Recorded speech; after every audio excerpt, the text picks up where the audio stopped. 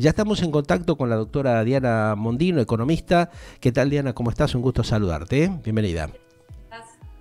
Todo bien, Diana. Bueno, a ver, ¿qué te podemos preguntar? ¿Cuál es tu visión? ¿Cómo estás analizando toda esta cuestión problemática de la Argentina en materia socioeconómica y lo que se está viendo en estas horas que genera mayor preocupación de lo que teníamos, Diana, ¿no?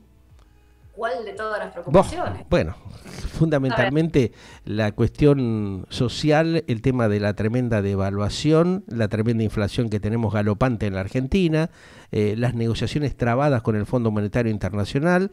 ¿Cómo considerás vos que va a repercutir esto? Porque ya hay que tomarlo, viste, un poco con humor, diría, ¿no? El humor económico, podríamos decir, la nueva presentación para hacer. A ver, Argentina tiene hoy aún más oportunidades que las que siempre tuvo. Parece que, una vez más, sí, está aprovechando. Siempre te queda la oportunidad de volver a hacerlo, de estar, pero bueno. ¿A qué me refiero? Nosotros todavía tenemos una gran cantidad de la población joven en condiciones de trabajar. Que no esté trabajando es otro tema, pero está en condiciones de trabajar. Tenemos la capacidad de vender al exterior, de exportar muchísimos elementos, conocimiento, turismo, energía, commodities, minería, que tampoco lo estamos haciendo, pero que se puede empezar. El punto en esto es que cuanto más tardes en empezar, menos joven va a ser nuestra población, más difícil de capacitarla, de prepararla, de instruirla en las cosas nuevas que están viniendo, y bueno, son menos años que estuviste cobrando por lo que podés vender. Al mismo tiempo tenés un adelanto tecnológico en el mundo fenomenal, que no lo estamos incorporando, y que algunas de las cosas que nosotros tenemos difícilmente sean sustituidas o sustituibles, pero bueno, pero de todas maneras la gente va optando por otra canasta de consumo, va optando por otras cosas. Entonces, el futuro de Argentina yo creo que sigue siendo bueno, cuanto más demoremos en encararlo, Ahora, todo está muy filosófico. Vos me dijiste, decime del dólar, decime de la inflación. Bueno. Por eso te decía que hay que tomarlo con humor, porque este desaprovechamiento de las grandes oportunidades que tiene la Argentina en un mercado internacional que está ahí fluctuante.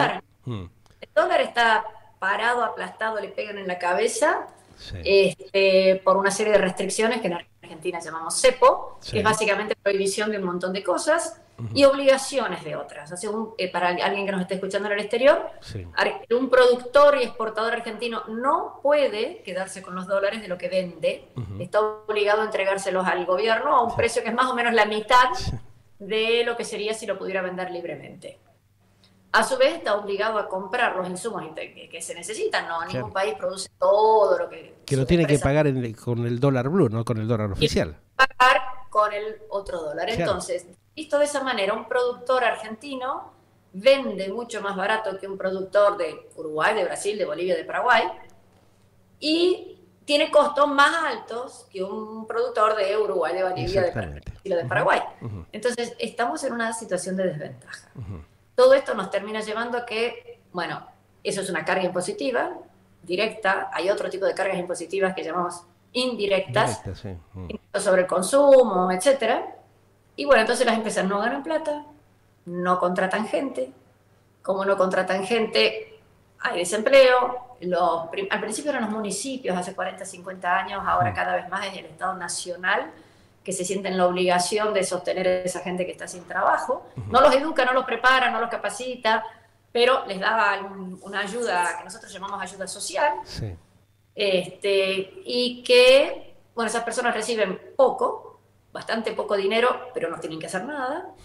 Y eso requiere que los que sí hacemos algo tengamos que pagar más impuestos para mantener nuestras familias, y a los que no pueden no hacer nada, pero que no pueden hacer nada porque las empresas no pueden contratarlos. Se genera un círculo vicioso. Y yo creo que Argentina tiene que romper ese círculo vicioso lo más pronto que se pueda, ojalá que sea más o menos rápido, de forma tal que las empresas puedan contratar gente y que la gente sea contratable. Porque hoy tenemos un nivel de desempleo muy grande, pero no necesariamente esa gente está en los lugares donde se lo necesita o con los conocimientos, preparación, capacidad en donde se lo necesita. Digamos, manejar un tractor no aprendés en 15 días. Ir a un pozo petrolero no es fácil. Ser mozo en un restaurante requerís, o sea, no aprendés en 10 segundos cómo se hace algo, requiere una preparación previa. Y yo no veo que Argentina esté trabajando en eso, mucho menos en robótica, mucho menos Para en nada. temas. Para nada, son temas que están prácticamente en stand-by como están las empresas. O sea, esto que vos planteás, Diana, es perfecto, maravilloso y tendría que ser así. Pero teniendo justamente los gobiernos que hemos tenido en los últimos años, en las últimas décadas han hecho todo lo contrario. ¿Qué pasa? ¿Hay inmoralidad, hay falta de coherencia de parte de los políticos, de los gobernantes en la Argentina, que sabiendo esto que vos planteás, lo sabe cualquier persona que tenga un poco de raciocinio? Es un análisis claro, concreto. ¿Por qué no se lleva a la práctica? ¿Qué es lo que quieren hacer con esta Argentina que saben que están haciendo mal los deberes y siguen insistiendo con las mismas fórmulas erróneas y decadentes? Mira, mucha gente lo atribuye a corrupción, otros lo atribuyen a ideología. Sí. Bueno, puede ser. Yo tengo otra explicación, A ver. que es el exceso de centralización en las decisiones. Ajá. Entonces, se hace muy difícil coordinar porque no son muchas personas las que están haciendo algo, sino que tiene que haber un ministerio de esto, un ministerio de lo otro. Y no es factible, o no es fácil, o no es rápido Sí. llegar a la combinación y a las definiciones apropiadas. Perdón, y desde que tomes la decisión apropiada, tengas el dinero para hacerlo, lo empieces a hacer, hasta que dé resultado, tampoco es pasado mañana. Más bien, pero generaron, viste qué ha pasado, que han generado un montón de ministerios, de organismos nuevos, metiendo gente que no tiene ni la más mínima idea de las funciones que tienen que desarrollar. O sea, los amigos, los alcahuetes, los chupamedias de los funcionarios de turno están metidos en organismos nuevos con 4 o 5 mil personas, 8 mil personas, que no sirven para nada. O sea, son inoperantes e irresponsables porque en vez de convocar a la gente profesional que puede desarrollar y armar estructuras para generar trabajo, para incrementar el tema laboral, no lo hacen. Eso es lo llamativo, por eso yo apunto a este tema de la tremenda perversidad que ejercen los políticos en los últimos tiempos en la Argentina, ¿no? A ver, el tema es cuál es la consigna, la instrucción, lo que reciben que tienen que hacer. Y se dijo, digamos, si el objetivo al cual se pone a trabajar es un objetivo que no es prioritario, o sea, no necesariamente es un objetivo malo, pero simplemente no es prioritario. Sí. Entonces, bueno, estás dedicando gente que, menos mal que es inoperante, porque si encima fueran eficientes, te hacen algo que no es necesario. O sea, tenés que tener mucho cuidado con esas cosas. El punto, mira, te pongo un ejemplo de algo que conceptualmente nadie está en contra, yo tampoco estoy en contra. La agricultura familiar. Sí. Hay miles de millones de pesos dedicados desde hace muchos años a ese tema. Sí. Está dedicado de una forma en donde primero ganan muchísimo más los señores que van y asesoran que el asesorado, pero dejando de lado eso, hay un montón de ayudas y de formas de trabajar y de que te condenan a ser chiquitito.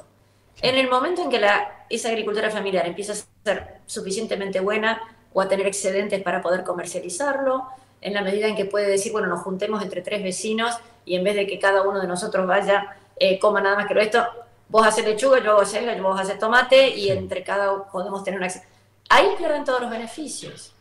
Entonces, esto me dicen, no es así. A ver, mostrame. No, es que es así, lo que vos planteás es... o sea, hay ejemplos puntuales, Diana, o sea, tomamos, por ejemplo, mira, yo te voy a dar un caso puntual, lo que pasa en San Pedro o en Varadero. Tenés el INTA, que podría desarrollar un montón de emprendimientos familiares, lo ha intentado, lo han hecho muchos años. Esto, por ejemplo, en la provincia de Buenos Aires ya viene de la época del exgobernador Scioli, cuando conformó grupos para implementar este tipo de acciones. Fue todo un fracaso porque derivaban los presupuestos a los acopiadores y le robaban todo a los pequeños productores. O sea, hay un problema de inmoralidad, hay un problema de corrupción muy serio, que parte de la base, no de la productividad de las familias del campo que realmente tienen ganas y siempre han trabajado para progresar y para desarrollarse, y que el gobierno le impide justamente porque distribuye mal las cosas.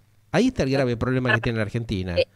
Vos estabas hablando de inmoralidad, de corrupción. Yo te digo, sin inmoralidad, sin corrupción, el concepto está, la mitad no funciona. O sea, ayudás a una persona que empiece a mejorar. Sí. Hiper de acuerdo. Pero en cuanto mejora, lo sacás del sistema. O sea, no tenés la posibilidad de poder crecer. Pongo otro ejemplo, los créditos para pymes. Sí. Vos tenés un crédito, si sos pyme, si creces, ya no tenés más acceso a ese crédito. Claro. Vos comprás una máquina, si la comprás, te queda crédito fiscal de IVA, tenés que pagar ingresos brutos, tenés que pagar el impuesto al cheque, tenés que contratar gente, etcétera. Si superás cierta cantidad de empleados por haber comprado la máquina, dejás de tener los beneficios que tenías. Ahí es donde yo digo, obviamente que con inmoralidad y corrupción no hay forma de que ninguna sociedad avance. Sí. Pero aun cuando mágicamente se pudiera eliminar, tenemos que cambiar estas cosas. Y yo creo que cambiando lo que modestamente estoy sugiriendo, contribuiríamos a que haya menos corrupción. Porque ¿seguro? El señor que va a perder lo que tiene se encargaría de denunciar hoy al que está actuando en una forma irregular. Que hoy no hay denuncias. Todos lo sabemos, todos lo escuchamos, todos lo explicamos, pero no hay. Sí, pero no hay denuncia porque la gente sabe que no pasa nada en la justicia. Al contrario, el tipo que denuncia después es perseguido en la Argentina. Tenemos una justicia también de alguna manera corrupta, Diana. O sea que hay que prolijar todo el mecanismo. Pero hay que tomar la decisión de hacerlo, ¿viste? Porque ya venimos de décadas. Esto que vos planteás es maravilloso, pero lo venimos hablando hace 40, 50 años en la Argentina. ¿Quién va a tomar la decisión? ¿Cuándo vamos a resolver este tema? Se resuelve de la manera que yo digo, modificando no las personas, porque si vas a necesitar que 47 millones de argentinos sean honestos, razonables, trabajadores, sin modelos de corrupción, y no sé si lo vas a lograr rápido. En cambio, si vos modificás el sistema, que lo pueden modificar 3 o 5 personas con un escritorio y una lapicera, el sistema cambian los incentivos, y entonces es más difícil que ocurran esas cosas feas. Esto de confiar en la naturaleza de las personas es realmente un proceso muy lento, suponiendo que se pudiera dar. En cambio, vos modificás los mecanismos por los cuales esas personas trabajan, los incentivos con los cuales tienen, posiblemente van a ocurrir muchísimo más rápido. Insisto, si vos a un señor que lo ayudaste al principio, una persona que recibe un plan social en Argentina, hoy tiene que contribuir al que le asigna el plan, le tiene que dar, no sé si un diezmo o más todavía. Mucho más, sí. Bueno, si vos modificás esa cuestión, desaparece el señor que pide el diezmo. Entonces, por algo el sistema está hecho de forma tal que el diezmo exista. Claro.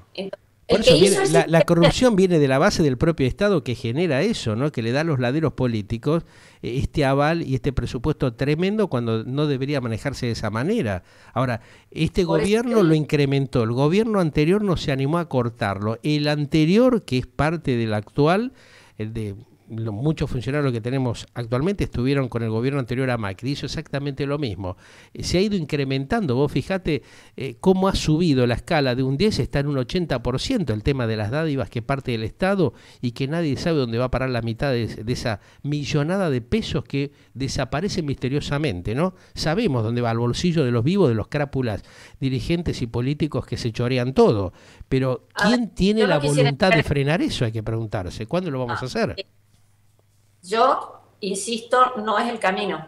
Confiar en que alguien tenga la voluntad de cambiarlo y que entonces las 15.000 funcionarios que quieran cambiarlo y una justicia que está compuesta por 200.000 personas que quieran cambiarlo y que, no sé, es lento, suponer que se pueda. Es infinitamente más fácil modificar el sistema de incentivos. ¿Y por qué no lo hacen los gobiernos en estos tiempos? Porque le estás pidiendo que lo haga. O sea, hoy tenés que pensar que tenés que votar gente que te diga que modificaría esos incentivos.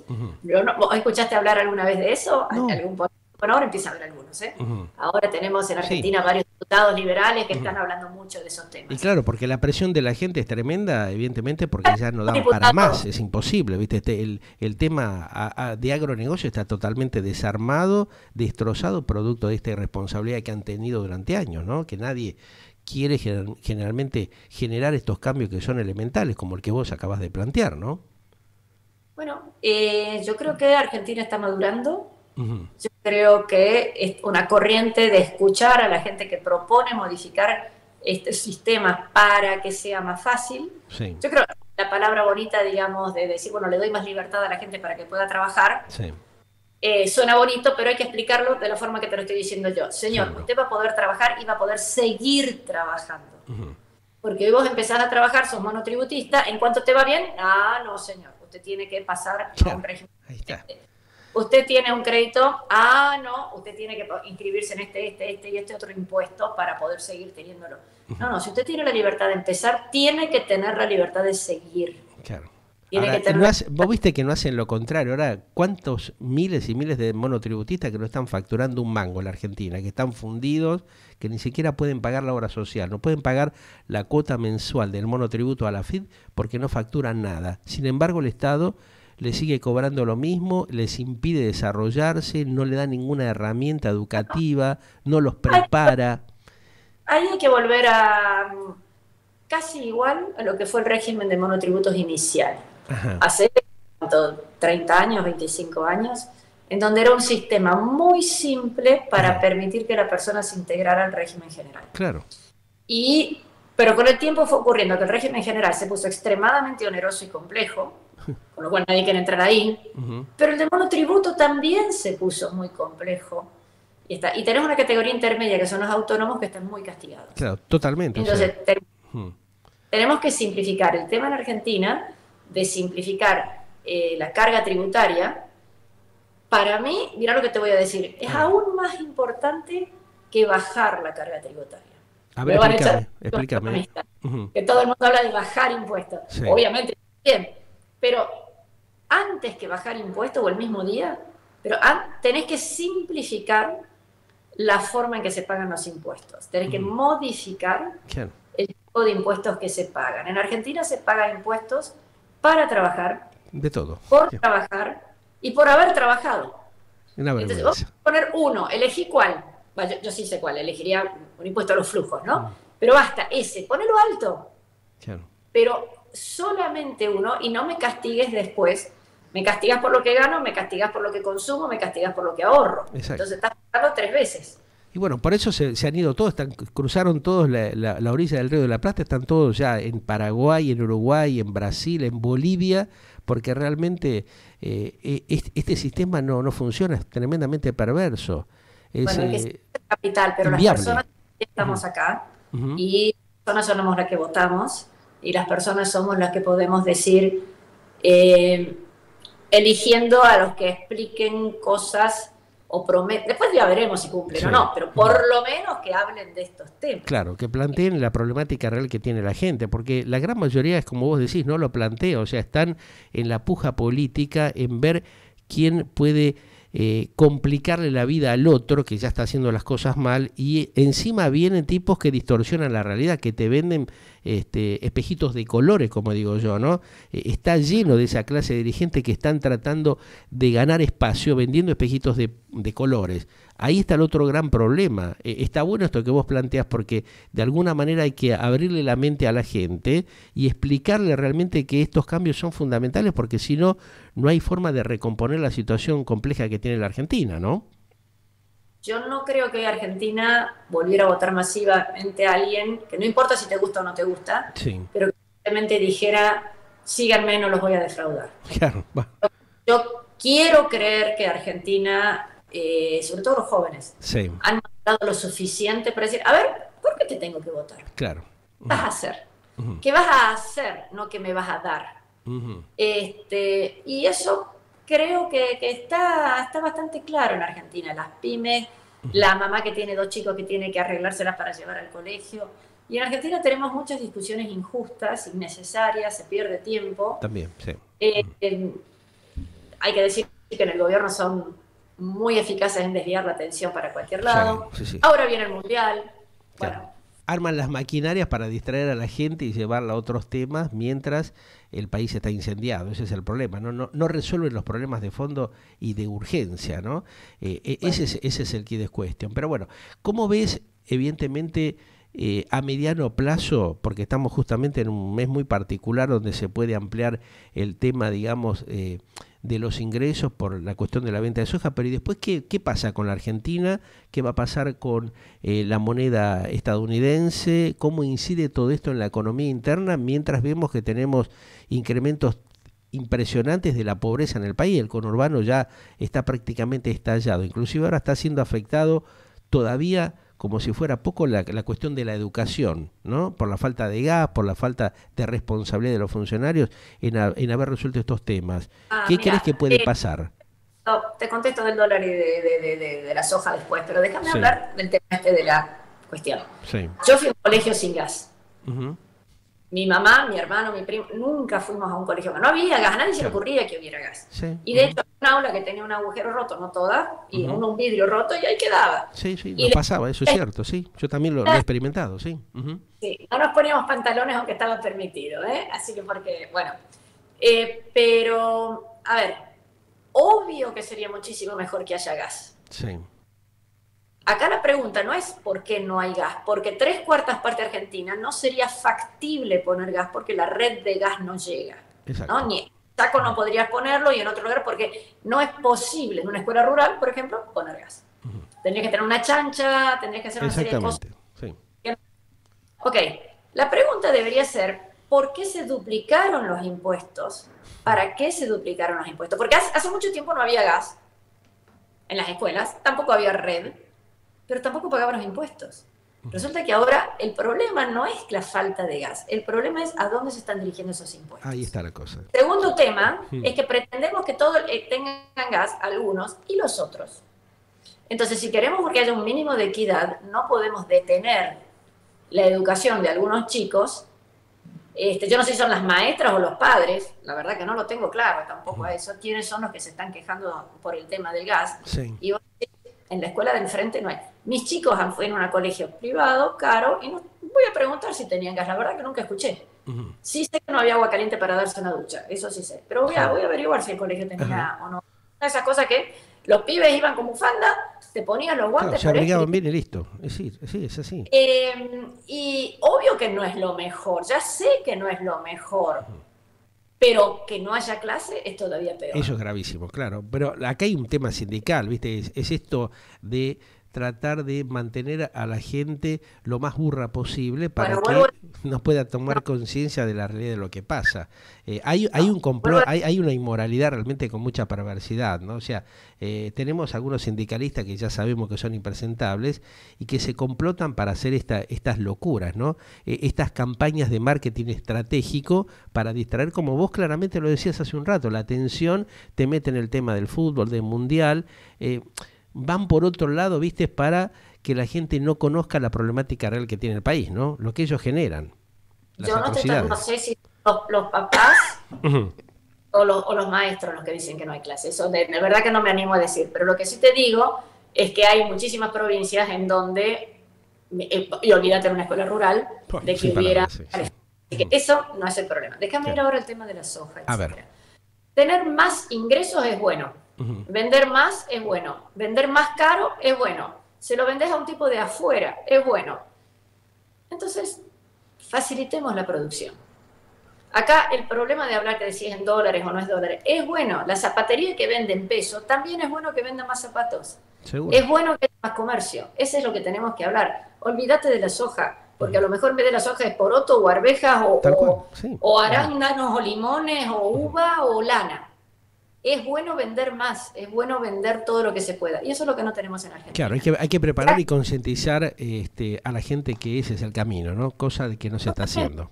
Y que es donde podés, y volvemos al principio que tenemos que cortar, el momento básico en donde las millones de personas que hoy están sin trabajo, millones, se podrían incorporar a trabajar. Seguro, eso es urgente, hay que resolverlo lo antes posible, y bueno, pero parece que están ocupados en otras cosas, ¿viste? ¿Qué va a ser? Diana, realmente me encantó, te llamo en otro momento y ampliemos porque tengo otras preguntas y otras inquietudes. Te agradezco como siempre tu participación y tu gentileza de darnos estas pildoritas para concientizar a la sociedad e ir buscando cómo reencaminamos esta problemática que vivimos, ¿no? Bueno, y yo si tuviera, no sé si algún político te escucha. Muchos, varios. Varios. Y se enojan también bastante, viste que después no quieren hablar cuando los llamas. Hay de todo. Trabajar. Sí. Que nos dejen trabajar ya sería suficiente. O sea, no hay gasoil, no se puede trabajar. Ahí tenés. Así déjenme trabajar. Exactamente, que dejen trabajar en paz a la gente. Un gran cariño, un beso grande. Gracias. Nos vemos. Gracias, muy gentil. Diana Mondino, una economista realmente que la tiene, no claro, clarísimo a la situación, lo que estamos pasando en la Argentina. Tenemos mil cosas para hablar con ellas porque realmente es una mujer que tiene mucha conciencia de la problemática de la Argentina, como muchos otros compatriotas profesionales de primera línea que deberían estar justamente tal vez en alguno de los tantos cientos de miles de cargos que tienen los inoperantes de la Argentina y que no resuelven la problemática que hace años tendrían que haber emprolijado. Galáctica, lo que vos esperabas para acompañar tu vida.